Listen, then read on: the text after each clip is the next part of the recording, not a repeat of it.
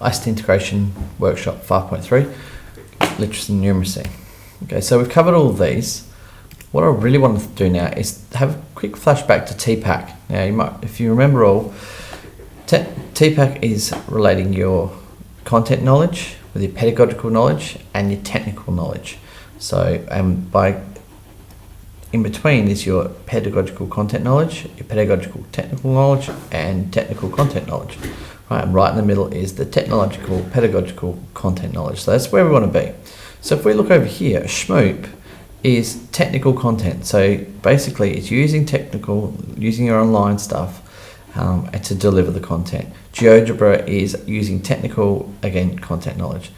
Mathletics is more technical pedagogical, as is Turnitin. So you're using technology to help with your teaching.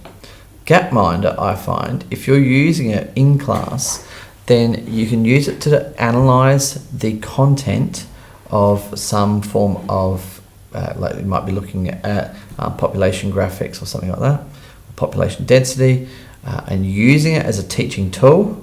And it's technical. It's using technical and digital literacy as well. So there are each ICT integration piece that we have will fall into one of these three. Gapminder is one that falls into the middle. Now, I want to just reflect again on the 3 R's. So reading, writing, and arithmetic. But look at how is education changing. So we look at reading.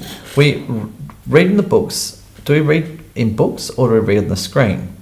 Now, I can tell that a lot of students will read on using their phone, their iPads, their computer. There's quite often I see students sitting there on their devices reading instead of reading a book. Now, this is becoming more and more common. I know that many adults will be on Facebook and reading stuff and then click on a link and then read. So you're not buying newspapers, you're not so much buying magazines. You're consuming all your content on a screen, and this is becoming the norm. Writing with a pen or a keyboard, it's a lot easier to spell check on a keyboard, and it is a lot easier to distribute, to cut and paste, as opposed to a pen. Now we always say, but you've got to use a pen because a pen is, you have to do tests in pen or pencil, and you have to do exams in year 12 with pen or pencil. Well, that's changing at the moment. SACE is moving to keyboard or online tests, and NAPLAN as of 2019 will be all done completely online, so there won't be any pens. The only exception for that is the writing section of the year 3 assessment. Everything else will be done on their keyboard. The good thing about this as well with NAPLAN is this will be differentiated. So a student will be given 6 questions.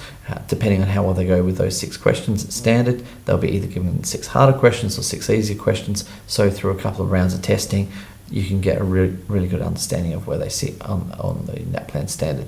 The writing assessment is actually being done on the computer.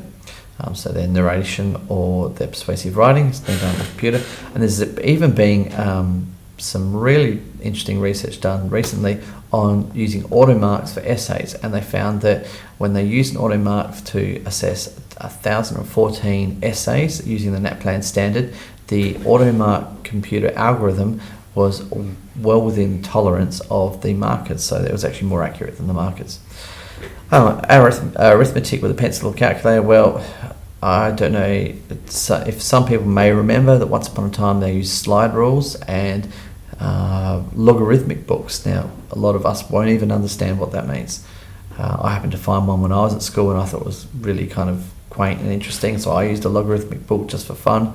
Most of my teachers back then didn't even know what they were, and I used a slide rule just for fun, and pencil, calculator, everything. However, realistically, a calculator is a lot more powerful tool.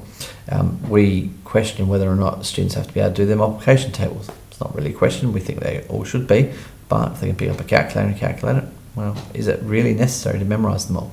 I think they should, but a calculator will do everything within seconds. So the ability to read a book or read on a screen or write an essay or type, especially touch type, or calculate something with first principles on a pencil, or use a calculator or a keyboard to demonstrate a much more complicated graph or something, we're seeing this big change. Now, questions for this week. Should ICT be considered as important as the 3 R's? Some people say no, some people say yes. Whatever you say, explain your answer. Choose one program and comment if you think it's useful or not for your content area. So choose one of the programs I have demonstrated if you want. If you want, come up with a different one. If you've seen something you think is related. The good thing about this is a great time to share the different programs you see. And finally, do you think the role of the teacher has changed as we move from the industrial age of students sitting at desks and just rote learning stuff to the information age, where it's more about consuming, curating, and working together to solve problems? Do you think that this has changed and the teacher's role has changed in this, or are we still just the sage on the stage, or have we changed the guide on the side? All right, and Australian Professional Standards, now I've changed the title. Really, Standard 1, know the students and how they learn and what's going to work, know the content and how to teach, and assess and provide feedback, important student learning. These are the 3 things we've really developed in this set of lectures. All right, thank you. See you next week.